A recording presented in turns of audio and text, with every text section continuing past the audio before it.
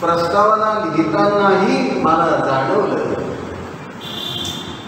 की भारतातल्या कम्युनिस्टांनी 100 वर्षांपूर्वीपासून जे देशविघातक उद्योग आपल्या देशात केलेले आहेत त्यावर स्वच्छ प्रकाश टाकण्याची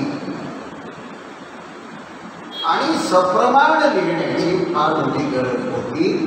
मराठी साहित्यात अशा तऱ्हेच्या पुस्तकाची आवश्यकता होती, ती माधवरावांनी पूर्ण केली आणि म्हणून भाषणाच्या प्रारंभीच मी आपणा सगळ्यांच्या वतीने त्यांचं मनापासून आजच्या कार्यक्रमाची 3 वैशिष्ट्ये आहेत। एक तर केवळ रत्नागिरी जिल्ह्यातल्या नव्हे तर महाराष्ट्रातल्या ख्यातनाम वाचनालयात हा कार्यक्रम होतोय। दुसरी गोष्ट, पाटणकर साहेब सुरुवातीला जे म्हणाले, शेवटी जे म्हणाले की माझ्यासमोर नुसती गर्दी नाहीये, गर्दी लोक बसलेले आहेत, जाणकार लोक बसलेले आहेत। मला वाटतं की या कार्यक्रमाचं हे दुसरं वैशिष्ट्य आहे। आणि तिसरं वैशिष्ट्य अधोरेखित करण्याची गरज आहे की सार्वजनिक जीवनात वेगवेगळ्या कामांमध्ये, प्रवासांमध्ये, बैठकांमध्ये आपण कितीही व्यग्र असू तरी वेळ काढून अध्ययन केलं पाहिजे, वाचन चिंतन केलं पाहिजे। असा वस्तुपाठ ज्यांनी प्रस्तुत केलाय त्या माधवराव भंडारींचं अभिनंदन करण्यासाठी आपण इथे आलो आहोत आणि हे या कार्यक्रमाचं महत्त्वाचं वैशिष्ट्य आहे। लोकमान्य टिळकांनी गीता रहस्यामध्ये आपल्याला माहिती आहे की भगवान श्रीकृष्णाकडून कर्मयोग सांगितला गेला, संन्यासयोग सांगितला गेला नाही, यासाठी तो ग्रंथ केला। पण 13व्या अध्यायात एक ओळ लोकमान्यांना फार मार्मिक वाटली। याचं कारण त्या ओळीचा उपयोग करून या कालखंडातले संन्यास मार्गाचे, निवृत्ती मार्गाचे प्रवक्ते आणि पुरस्कर्ते सांगायला लागले होते, अहो भगवान श्रीकृष्ण सुद्धा सांगतायत आपण निवृत्त व्हावं, संन्यास घ्यावा। मला कमाल ही वाटते की लोकमान्यांनी फार तर्कशुद्ध रीतीनं निवृत्तीवाद्यांचा हा युक्तिवाद फोडून काढलाय। मुळात काय युक्तिवाद हो? भगवान श्रीकृष्णानं ज्ञानी माणसानं आपल्या व्यवहारामध्ये ज्ञान प्रतिबिंबित केलं पाहिजे असं सांगितलंय। मग लक्षात घे 20 गुण घालते, अमानित्व, अदंभित्व, अहिंसा, शांती, आर्जव इत्यादी इत्यादी। आणि त्यानंतर ही ओळ वाचायला मिळते, विविध देश सेवित्व मरतील जनसंसदी। ओळीचा अर्थ स्पष्ट आहे, नागरिकांनी वेळ काढून एकांत शोधावा आणि नागरिकांच्या चव्हाट्यापासून लांब जावं, यावर बोट ठेवून निवृत्ती मार्गाचे लोक सांगायला लागले। बघा श्रीकृष्ण राजेच निवृत्ती मार्ग शिकवत आहेत। मला लोकमान्यांचं इंटरप्रिटेशन विलक्षण वाटलं आणि त्यावेळेला माधवरावांची आठवण। लोकमान्य म्हणतात सार्वजनिक उठाठेवी करताना, 4 लोकांमध्ये वावरताना मधून मधून एकांत शोधावा, वाचन करावं, अध्ययन करावं, याची निश्चित आवश्यकता आहे। पण त्यासाठी निवृत्ती मार्ग स्वीकारण्याची गरज नाही। मित्रांनो, माधव भंडारींनी लोकमान्यांचं मार्गदर्शन हे खरं करून दाखवलं आणि लोकमान्यांच्या नगरीत या पुस्तकाचं प्रकाशन होत आहे। हा मी मणिशंकरा योग, दुग्ध शर्करा योग। आता जेव्हा ह्या पुस्तकाचं मी वाचन केलं आणि 2 गोष्टी माझ्या लक्षात आल्या। एक, कोणत्या पृष्ठभूमीवर हे पुस्तक लिहिलं गेलंय आणि प्रकाशित होतंय हे फार महत्त्वाचं आहे. आणि दुसरा मुद्दा, शेवटी हे सगळे कम्युनिस्ट आणि हे सगळे डावे देशबाह्य निष्ठेसाठी, हिंसाचारासाठी, भ्रष्टाचारासाठी आणि टोकाच्या असहिष्णुतेसाठी गेल्या 100 वर्षात बदनाम झालेले आहे. काय हे सप्रमाण मांडण्याची गरज नाही. मी या दोन्ही मुद्द्यांवर भर देऊन माझं प्रकट चिंतन आपल्यासमोर शब्दबद्ध करणार आहे. काय बॅकग्राऊंड आजच्या या कार्यक्रमाची? पहिली बॅकग्राऊंड रशिया आणि युक्रेन यांच्यातला संघर्ष. 24 फेब्रुवारीला रशियाने आक्रमण केलंय. आता या 24 जूनला 4 महिने होती. अजूनही रशियाला निर्णायक विजय मिळवता आलेला नाही. कीवपर्यंत जाता आलं नाही. काळ्या समुद्रात युक्रेन पाय सोडून बसलाय. त्याचा पूर्व भाग फक्त रशियाने काबीज केलाय. आणि या उलट युक्रेन सारख्या छोट्या देशाला, म्हणजे रशियाची लोकसंख्या 14.5 कोटी, युक्रेनची लोकसंख्या 4.5 कोटी, या छोट्या देशानं या मधल्या 4 महिन्याच्या काळात रशियाची मस्कवा नावाची महाप्रचंड युद्धनौका काळ्या समुद्रात बुडवली. 33 माणसांना समुद्रात बुडवलेलं आहे. या 4 महिन्यात पुतीनला वाटत होतं की झेलेन्स्की शरण येईल. गेल्या 4 दिवसात ते फोटो आले की झेलेन्स्कीचे. मला कमाल वाटते हो. जो विनोदवीर म्हणून युक्रेनमध्ये प्रसिद्ध होता तो रणभूमीवर जाऊन सैनिकांना प्रोत्साहन देऊन कीवमध्ये परतला आहे. युक्रेननं नाटो गटात सहभागी होऊ नये या इच्छेपोटी हा संघर्ष सुरू झाला. पुतीन महाराज आता फिनलंड आणि स्वीडनही नाटोमध्ये सहभागी होत आहे. अत्यंत दारुण, लाजिरवाणं असं अपयश पुतीनच्या भारी लिहिलं गेलेलं आहे. हे मी सगळं का सांगितलं? कारण गेल्याच आठवड्यात मी मुंबई विश्वविद्यालयात जाऊन व्लादिमीर पुतीनचं 31 फेब्रुवारीचं लांबलचक भाषण अथपासून इथेपर्यंत वाचलं आहे. माझं गाव ज्या सोव्हिएत युनियनच्या इतिहासाविषयी आपल्या लहानपणापासून या कम्युनिस्टांकडून मोठे प्रशंसेचे शब्द आपण ऐकले, त्या सोव्हिएत युनियनच्या संपूर्ण इतिहासाचा व्लादिमीर पुतीननं पंचनामा केला आहे. ऐका, पुतीनचा पहिला आरोप आहे की युक्रेन जर आज शेफारलेला असला तर त्याला व्लादिमीर इलिच लेनिन जबाबदार आहे. कुठल्या अर्थानं? कारण लेनिननं जर्मनी बरोबर त्या कालखंडात ब्रेस्ट-लिटोव्स्क ट्रीटी सादर केला, युक्रेनला आझादी दिली. तेच बाळ आता आमच्या डोक्यावर बसले. पुतीननं सोव्हिएत संघात एकूण 4 घटना स्वीकारल्या गेल्या संविधान, त्यातल्या 1924च्या संविधानावर बोट ठेवलंय. की कोणी सांगितलं लेनिनला की युक्रेनला देशापासून फुटून निघण्याचं स्वातंत्र्य द्या? पुतीननं निकिता सेर्गेविच क्रुश्चेववर आरोप केला. कारण 1954 म्हणजे स्टालिनच्या मृत्यूनंतर क्रुश्चेवनं क्रिमिया हा भाग युक्रेनला देऊन टाकला. तोपर्यंत रशियाच्या ज्युरिस्डिक्शनमध्ये होता. पुतीननं गोर्बचेववर आरोप केला, बोरिस येल्सिनवर आरोप केला. माझ्या मनात प्रश्न असा की आता तरी या कम्युनिस्टांनी जरा बाहेरून पुन्हा मुसलमान निष्ठा विकत घेण्याचे धंदे बंद करा.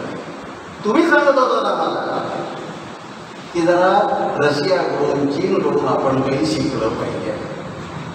मित्रांनो, मी रशियाला 5 वेळा जाऊन आलोय. 2 वर्ष राहिलोय. आत्ता 2018 मध्येही 2दा मी जाऊन आलो. माझ्या लक्षात असं आलंय की सोव्हिएत संघ म्हणता म्हणता पत्त्याचा बंगला कोसळावा तसा आपल्या डोळ्यासमोर कोसळला. कुठल्या विजयास मारताय हो तुम्ही?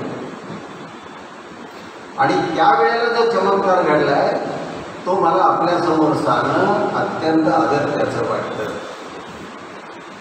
कृपा करून ध्यानात घ्या, 1990-91 मध्ये कुलदीप नायर भारताचे इंग्लंडमध्ये हायकमिशनर होते, ॲम्बॅसेडर होते. त्यांनी एका लेखात म्हटलंय गल्फ न्यूजमधल्या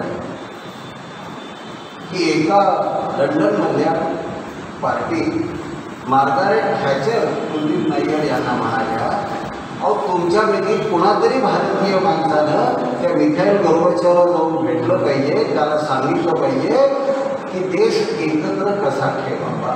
तुम्ही 5000 वर्षे एकत्र राहिलात, यांना 70 वर्ष सुद्धा देश सांभाळला. बोल्शेविक क्रांती 1917 मध्ये झाली, पण सोव्हिएत युनियन 1922 मध्ये जन्माला आला.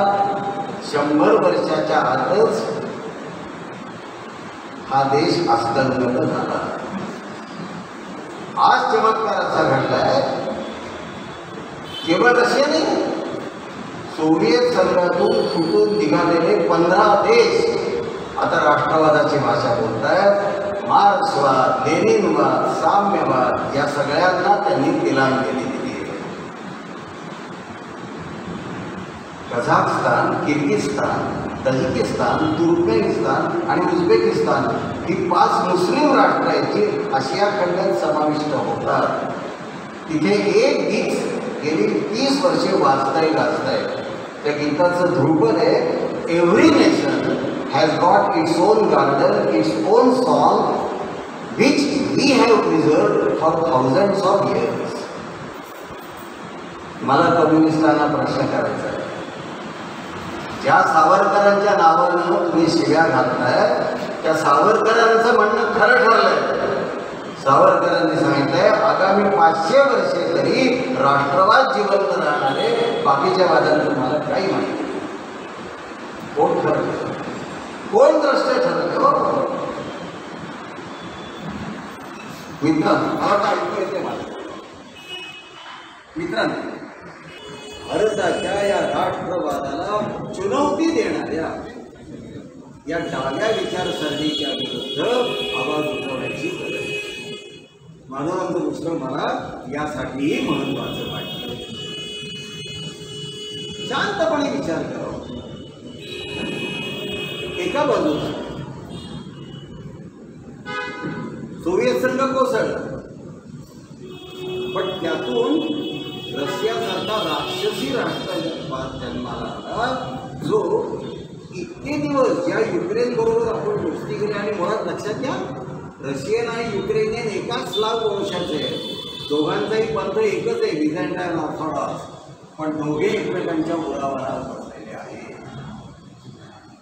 जर कम्युनिस्टांच्या शिकवणुकीमुळे एक राक्षसी राष्ट्रवाद पैदा होत आहे, तर त्याऐवजी सावरकरांना अभिप्रेत असलेला सांस्कृतिक राष्ट्रवाद रुजवण्याची गरज आहे. मला वाटतं की यासाठीच या पुस्तकाचं वाचन अत्यावश्यक आहे.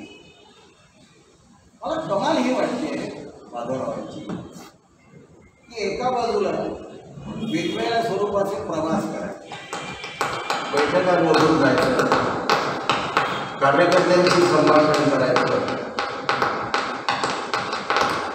याला आपण टेम्पररी किंवा अस्थायी अशा महत्त्वाचे विषय म्हणतो, त्यावर वाचन चिंतन करायचं आणि त्यातून वेळ काढून मला कमाल ही वाटते. म्हणजे मी आपल्याला जी माहिती सांगतोय ती कृपा करून ध्यानात घ्या.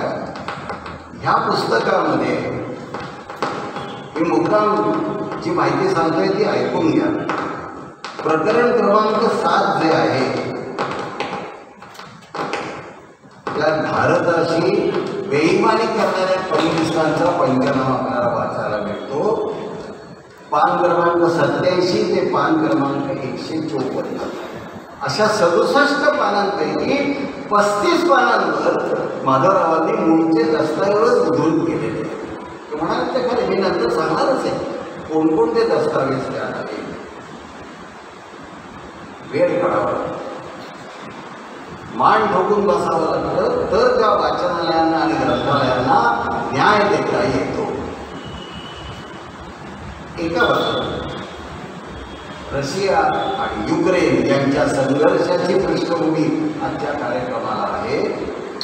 तर दुसऱ्या बाजूनं आगामी 15 ऑगस्टला आपला भारतवर्ष स्वातंत्र्याचा अमृत महोत्सव साजरा करतोय, हेही आपल्या सगळ्यांच्या लक्षात आहे. याही पृष्ठभूमीवर या पुस्तकाचं वाचन मला लहान मुलाचं वाटलं. मित्रांनो, हे खरे की 1991 मध्ये जेव्हा आपण लायसन्स आणि परमिट राजला पूर्णविराम दिला आणि खाऊच्या पर्वाचा प्रारंभ केला, खाजगीकरण, उदारीकरण आणि जागतिकीकरण, मुळात त्याच वेळेला डाव्या विचाराचा पराभव झाला. आणि शांतपणे लक्षात घ्या, भारताचा विकास दर वाढायला लागलाय, तो त्यानंतर वाढायला लागला. टाटांची इंडिका आता केवळ भारतात नाही, ग्रेट ब्रिटनमध्येही धावली आहे. अँबॅसेडर मागे पटेल, नय्यर यासारख्या अनेक कुटुंबातील माणसं या उदारीकरणाचा, खाजगीकरणाचा आणि ग्लोबलायझेशनचा फायदा घेऊन भारताच्या विकास दराला अधिकाधिक बळकटी आणत आहेत. याची फार मोठी आहे. युनायटेड नेशन डेव्हलपमेंट प्रोग्रॅमने गेल्या 32 वर्षांमध्ये प्रतिवर्षी जे ह्युमन डेव्हलपमेंट रिपोर्ट प्रसिद्ध केलेले आहेत, आपण थक्क होऊ. माझं दुःख समजून मित्रांनो, ना आम्ही त्यांचा अभ्यास करीत, ना आम्ही आमच्या मुलांना, नातवंडांना ते सांगतो. स्वातंत्र्याचा अमृत महोत्सव जवळ आला आहे. भारताच्या उपलब्धी, भारताच्या यशस्वीता, भारताच्या अचीवमेंट्स सांगण्याची वेळ आहे. सगळा मागचा बाजूला इतिहास बाजूला ठेव. 2014 पासून गेल्या 8 वर्षांमध्ये आपण पहिल्यांदा डोकलामला 2017 मध्ये चीनच्या विरुद्ध उभे राहिलो. गलवानला तर आपल्या सैनिकांनी मल्लयुद्ध खेळून 40-42 चीनी सैनिकांना घाली फेकून दिलं.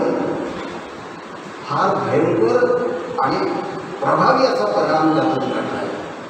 Just compare both 3 years with this 3 years.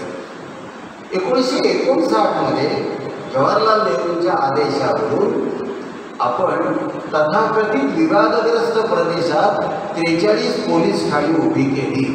अंगात बळ नसताना चीननं 3 वर्षांमध्ये म्हणजे 1962 पर्यंत ती 43च्या 43 ठाणी उडवून लावली. आणि तुम्हा आम्हाला जन्मभर वाईट वाटेल असा क्लेशदायक पराभव आपण केला. मी त्या 3 वर्षांची तुलना 2017 ते 2020ची करतो. 2017 मध्ये आपल्या सैनिकांनी मोदीजींच्या आदेशावरून डोकलामला म्हणजे भूतानच्या जवळ चीनला शहर दिलं. वाटलं होतं की जी चूक नेहरूंनी केली ती मोदी करते ती काय. पण त्या 3 वर्षांमध्ये चीनने 43 ठाणी उडवली, आपला पराभव केला. आज चीन निगोशिएशनसाठी उत्सुकता दर्शवतोय. आणि 3 वर्षानंतर 2020 मध्ये गलवानच्या खोऱ्यात आपल्या सैनिकांनी जो पराक्रम केलाय, संतोष बापूचे हुतात्मा झाले, आपण नतमस्तक राहिलो. सर्जिकल स्ट्राईक असेल, हॉट पर्सूट असेल, गोल्ड स्टार, हे शब्द मिलिटरीला आतापर्यंत माहितीच नव्हते. या गेल्या 8 वर्षात माहिती झाले. मार्क्सवाद, लेनिनवाद बाजूला ठेवा, खणखणीत सांस्कृतिक राष्ट्रवाद आता आपल्या पूजेसाठी समोर ठेवा. ह्या 2 प्रकारच्या पृष्ठभूमीवर आपण डाव्यांचा खरा चेहरा समजून घेत आहोत, हे कृपा करून ध्यानात ठेवा. लक्षात असं येईल की या मंडळींनी किती गद्दारी करावी. मुळात जे मानव म्हणायचे काय, 1942 साली जेव्हा गांधीजींच्या नेतृत्वाखाली चले जाव ही चळवळ चालू होती, जेव्हा सावरकरांच्या आदेशावरून सुभाषबाबू परदेशात जाऊन आपलं सैन्य उभारत होते, भारतात येऊन तिरंगा फडकावत होते, त्यावेळेला PC जोशी असतील, रणदिवे असतील, कम्युनिस्टांचे सगळे पुढारी असतील, ब्रिटिशांची हात मिळवली होते. The story does not end there. प्रत्यक्षात 1947 साली ज्या वेळेला तो युनियन जॅक खाली उतरला आणि तिरंगा फडकला सोव्हिएत संघ सांगत होता भारताचं स्वातंत्र्य, 3 शब्द वापरले ना, फेक, फिक्टिशस, फोनी. हे बेगडी आहे, नकली आहे, खोटं आहे आणि त्यांची रीत हे कम्युनिस्ट ओढत होते. त्यावेळेला जे वातावरण होतं त्यावर भगत वत्स यांनी पुस्तक लिहिलंय. त्याचं नाव आहे फॉरेन एंट्री अगेन्स्ट इंडिया. त्याला प्रस्तावना लिहिली बाला भुसेविच या रशियन इंडॉलॉजिस्ट. मी बाला भुसेविच यांना भगत वत्सांनी शोध असा लावला की 47 साली भारत स्वतंत्र झाला. त्यानंतर विजयालक्ष्मी पंडित जवाहरलाल नेहरूंच्या भगिनी सोव्हिएत युनियनमध्ये ॲम्बॅसेडर म्हणून आल्या. आणि त्या बाई अमेरिकेच्या आणि ब्रिटनच्या दूतावासांना भेटी द्यायच्या, जणू काही आपण मंदिरात जातोय अशा भावनेनं भेटी द्यायच्या. हे लिहिलं भारत स्वतंत्र झालाय कसं म्हणायचं. आता बाला भुसेविच यांनी प्रस्तावनेमध्ये जर हा मुद्दा अधोरेखित केला, चूक बाला भुसेविच नाही आहे, भगत वत्साची आहे. मला यात आणखी मौलिक भर टाकायची. मी मुद्दा कुतूहल म्हणून, उत्सुकता म्हणून प्रावदा वर्तमानपत्रानं गांधीजींच्या खुनाची बातमी कशी छापली असेल हे समजून घेण्यासाठी लेनिन लायब्ररीतला प्रावदाचा सगळा संच मागवला आणि मला धक्का बसला. नथुराम गोडसेचं वर्णन प्रावदा वर्तमानपत्राने जे केलंय जगातल्या कुणाही वर्तमानपत्राने केलं. प्रावदा वर्तमानपत्र म्हणते, ऐका, the murderer of Gandhi speaks fluent English. आता मला कळलं ना, गोडसेच्या धारावाही इंग्लिशचं प्रावदा कौतुक का करतात त्याचं उत्तर बाला भुसेविच यांच्या लेखात मिळालं. तोही अंक मी वाचला. बाला भुसेविच म्हणतात, अहो जर भारत अजून ब्रिटिशांच्या तावडीतून मुक्त झालाच नसेल तर गांधीजींचा खुनी इंग्लिश धारावाही बोलायला लागला, त्यात आश्चर्य कसं. ही अक्कल बाजवली आहे त्यांनी. आणि त्यांच्या उधार उचलवारीवर तुम्ही इथे कम्युनिस्ट पार्टी वाढवली. एवढंच नाही आहे, तेलंगणात जाऊन कोणी धुमकूळ झाला. आणि बीटी रणदिवे त्यावेळेला म्हणजे जेव्हा चीनने भारतावर आक्रमण केलं त्यावेळेला पत्र पाठवलंय चीनला उद्देशून. त्यातला मजकूर वाचतोय तो जरा दुर्भाग्य आहे का. यांना देशद्रोही नाही म्हणायचं तर काय म्हणायचं. आयकोट, भारतातले कष्टकरी लोक चीनच्या विजयामुळे बेहद खुश झाले आहेत. तुमच्या विजयामुळे भारताच्या मुक्तीला चालना मिळेल ही या लोकांची सरकार आहे. आम्हाला चीनची मैत्री हवी आहे, तर नेहरू सरकारला मात्र अँग्लो अमेरिकनांची दोस्ती हवी आहे. माओ त्से-तुंग यांनी रणदिव्यांना पत्रोत्तर पाठवलं आणि उल्लेख केला की चीनच्या सहाय्यानं भारतीय जनता ही अँग्लो अमेरिकन साम्राज्यवाद्यांच्या कचाट्यातून मुक्त होईल. मला दुःख या गोष्टीचं आहे की प्रत्यक्षात चीनने 1965 साली भारतावर आक्रमण केलं. त्यानंतर अल्पावधीमध्ये नेव्हिल मॅक्सवेल नावाच्या एका पत्रकारानं अतिशय खोडसाळ पुस्तक लिहिलं. त्याचं नाव आहे इंडियाज चायना वॉर. नाव बघा, म्हणजे भारतानंच हे वॉर ओढवून घेतलंय. कम्युनिस्टांना लाडकं असलेलं हे पाठ्यपुस्तक आहे. यशवंतराव चव्हाण जेव्हा भारताचे संरक्षण मंत्री होते त्यांनी या पुस्तकावर बंदी घातली होती. पण आजही कम्युनिस्टांच्या लेखी 1965 मध्ये जर चीनने भारताचा पराभव केला असेल तर त्याला भारताचा आगाऊपणा जबाबदार आहे, चीनचा आगाऊपणा नाही. मित्रांनो, जर समजा माधव भंडारी काय, मी काय, आम्ही सगळेजण जर देशबाह्य निष्ठा बाळगणारे हे कम्युनिस्ट या कारणासाठी निंद्य मानत असलो काय चुके. म्हणजे 1931 मध्ये कृष्णचंद्र भट्टाचार्य यांनी अप्रतिम भाषण दिले.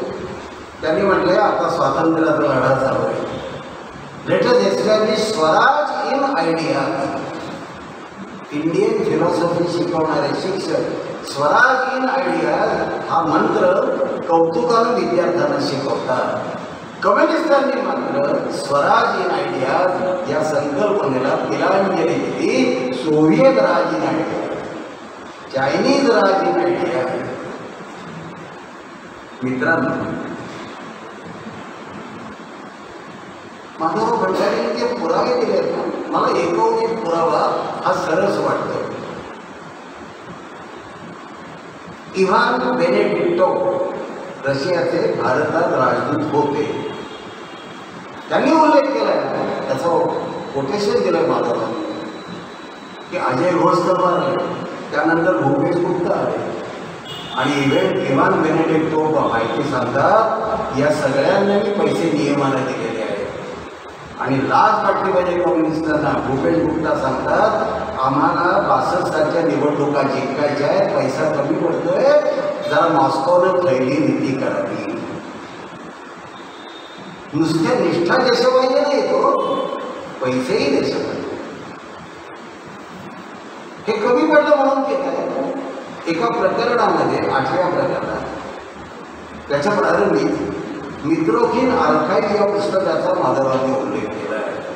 आणि जो आरोप केलाय तो खरा आहे. केवळ काँग्रेस नाही, इंदिरा काँग्रेस सुद्धा KGB कडून पैसे घेत होती. KGB म्हणजे काय?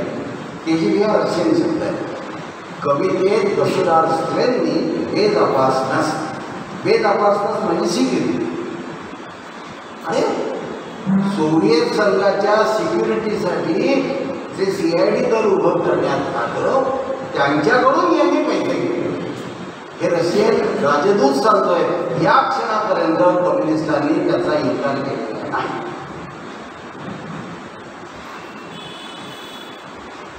मित्रांनो, मला सांगा,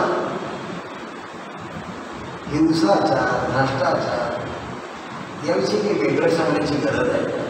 उल्लेख जो केला भंडारींनी त्यांच्या भाषणात तो 100% केला आहे. केवळ पश्चिम बंगालमध्ये 58,000 लोक मारण्यात आले. आता जरा त्रिपुरात किती मारले गेले असतील, केरळमध्ये किती मारले गेले, हिशोब आणखी वेगळा आहे. योगायोगानं रामू मांडी प्रबोधिनीच्या वतीनं माझ्या नेतृत्वाखालीच आम्ही त्रिपुराचा प्रवास करतो. महिनाभर तिथे होतो आणि त्या निमित्तानं त्या प्रवासातच कॉम्प्ट्रोलर अँड ऑडिटर जनरलचा रिपोर्ट मी वाचलाय आणि थक्क व्हावं अशी माहिती मला मिळाली. केवळ कम्युनिस्ट पार्टीचा माणूस शाळांमध्ये जर शिक्षक म्हणून नेमला गेला तर पार्टीला कार्यकर्ता मिळेल म्हणून शिक्षकांची भरती करण्यात आली. सुप्रीम कोर्टानं ताशेरे ओढले आणि त्या सगळ्या नेमणुका बेकायदेशीर झाल्या. केरळमध्ये तेच झालं. मला कमाली वाटते, एका मणी नावाच्या माणसाचा वाचाळपणा माधवांनी उल्लेख केलाय, तो मांडलाय, तो तर महाविलक्षण आहे. माधवराव सांगतात की अहो, या मणी माणसानं सांगितलंय, अभिमानानं सांगितलंय, आम्ही किती जणांची हत्या केलेली आहे. म्हणजे त्याच्याबद्दलही लागतं. ते सगळं कमी पडलं म्हणून ते काय. पिनराई विजयन म्हणजे केरळचे मुख्यमंत्री, त्यांनी जो उल्लेख केलाय तो आता वाचून दाखवतो. ते म्हणतात आणि कुठे म्हणाले, मार्च 2008 या महिन्यात झालेल्या पार्टीच्या एका बैठकीत पिनराई विजयन म्हणाले की आपण केरळमध्ये हिंसेचे बंगाली तंत्र वापरायला शिकले पाहिजे. आता हे तंत्र काय आहे ते त्यांनीच सांगितलं. बंगालमधले कम्युनिस्ट आपल्या विरोधकांचे अपहरण करतात, त्याला जमिनीत जिवंत काढतात आणि वर मिठाचे थर भरतात. या पद्धतीत विनाकारण रक्तपात होत नाही आणि कसलाही मागूस देखील राहत नाही. अब्दुल्ला कुट्टी नावाच्या माणसाने याच्यावर पुस्तक लिहिलंय. तो म्हणतो, जे मी ऐकले त्यावर माझा विश्वास बसला. म्हणून जेव्हा संसदेच्या अधिवेशनात पश्चिम बंगालचा खासदार अनिल बसू यांची मी भेट घेतली, त्यांनी पिनराई विजयन यांच्या माहितीला दुजोरा दिला. ते म्हणाले, तुम्हा केरळी लोकांची हिंसा करण्याची पद्धत कमालीची राहिली आहे. त्यामुळे अनावश्यक रक्त पाहत होतो, लोकांच्या मनात क्षोभ पैदा होतो आणि विनाकारण राजकीय चर्चा सुरू होते. आम्ही जी पद्धत वापरतोय त्यात पाठीमागे कुठलाही पुरावा आम्ही ठेवत नाही. 58,000 माणसं मारली, त्याचा पुरावा नाही, सबूत नाही. आता अशा माणसांनी केरळमध्ये ज्या हत्या केल्या त्यांचे दाखले दिलेले प्रायमरी सोर्सेस आहेत, ओरिजिनल सोर्सेस आहेत. ज्याच्यावर हल्ला झाला कम्युनिस्टांकडनं तो के बिजू आहे, 39 वर्षाचा रिक्षा चालक, भारतीय जनता पार्टीचा कार्यकर्ता होता. भारतीय जनता युवा मोर्चाचे केरळचे उपाध्यक्ष KT जयकृष्ण मास्टर यांची तर भर वर्गात शाळकरी विद्यार्थ्यांच्या समोर हत्या करण्यात आली. एकदा ही सवय लागली ना माणसाला, आपल्या जो विरोधात बोलेल त्याला ठार करायचं. विवेक समतो यांनी आपल्या कम्युनिस्टांच्याही हत्या केलेल्या आहेत. बंडखोर कम्युनिस्ट नेते TP चंद्रशेखरन यांची हत्या ही तुम्हा मला हादरवणारी आहे. योगायोगानं आपली ज्युडिशियरी, आपलं न्यायालय हे निष्पक्ष आहे. परिणाम असा घडला की आता या सगळ्यांचे पंचनामे सुरू झाले. मित्रांनो, हिंसाचार काय, भ्रष्टाचार काय, बोला तेवढं कमी. माधवरावांच्या या माहितीला आणखीन कुठे दुजोरा मिळतो हा प्रश्न माझ्या मनात ठेवला होता. आणि मग मला एक पुस्तक वाचायला मिळालं. ते लिहिले दिनेश कांजी या व्यक्तीनं. मी नंतर त्यांच्याशी फोनवर बोललो. त्यांनी लिहिलेल्या पुस्तकाचं नाव आहे त्रिपुरातल्या अराजकाचा लाल चेहरा माणिक सरकार. आता माणिक सरकार यांना आम्ही भेटतो. माणिक सरकार काय, ज्योती बसू काय, पिनराई विजयन काय यांना बघितलं ना आपण, एक साधारण मध्यमवर्गीय सज्जन माणूस, अभिजात माणूस वाटतो. पण त्यांच्या मनात जे षडयंत्र चाललेलं असतं त्याचं कोणाला फार पत्ता लागत नाही. वाक्य लस्ट, लूट अँड लिकर, these are the 3 USPs of the communist group. Communist पार्टीची ही एक पिक्युलिअरिटी आहे, त्यांचे युनिक सेलिंग पॉईंट्स आहेत. कोणकोणते? लूट, लस्ट अँड लिकर. त्रिपुरामध्ये तुम्ही जो धुमाकूळ घातला त्यातून स्वाभाविकपणे संघाच्या भाजपच्या कार्यकर्त्यांना तुम्ही आपण निमंत्रण दिलं. तो सामान्य कार्यकर्त्यानं तुम्हाला पूर्णपणे सत्तेवरून खाली उतरवलं. केवळ विधानसभा निवडणुकीत नाही, नंतर झालेल्या स्थानिक स्वराज्य संस्थांच्या निवडणुकीत सुद्धा दोष तुमचा आहे. तुमच्या कर्माचं फळ तुम्हाला भोगावं लागेल. सुनील देवधर होते, मी परवाच त्यांची फोनवर बोललो की या दिनेश कांजीच्या पुस्तकाचे बंगाली भाषेत अनुवाद करा, भंडारीच्या पुस्तकाचा बंगाली भाषेत अनुवाद करा. Both books will be sold like hotcakes in Tripura and West Bengal. भयानक सगळे प्रकार येतो. मला वेगळीच आठवण झाली. मॉरिशसमध्ये रामनाथ नावाचे एक गांधीवादी विचारवंत, त्यांनी फार एक मार्मिक उल्लेख केला. ते म्हणतात, what is the difference between gold and god? Difference lies in the letter L, आणि L stands for loot, lust and liquor. Remove that letter L, gold will be converted into gold. भारतीय संस्कृती लूट, lust आणि लिकर यांच्या विरोधात 5,000 वर्ष होते. हे मी माझ्या बदलचं बोलत नाही. 1896 स्वामी विवेकानंद जर्मनी वेळ काढून पॉल डायसनच्या घरी गेलेले. कोण होता पॉल डायसन? पॉल डायसन यानं भारत बघितलेला नव्हता. सॉरी भारतात आलेलं आहे. मुंबईला 1893 एशियाटिक सोसायटीच्या लायब्ररीत त्याचं भाषण झालं आहे, ज्याचा लोकमान्यांनी पिता असल्याने एका फुटनोटमध्ये उल्लेख केला आहे. भारतात आला नव्हता तो मॅक्सवेलला. पण या दोघांनी वेद काळाचं, उपनिषद काळाचं तोंड भरून कौतुक केलं आहे.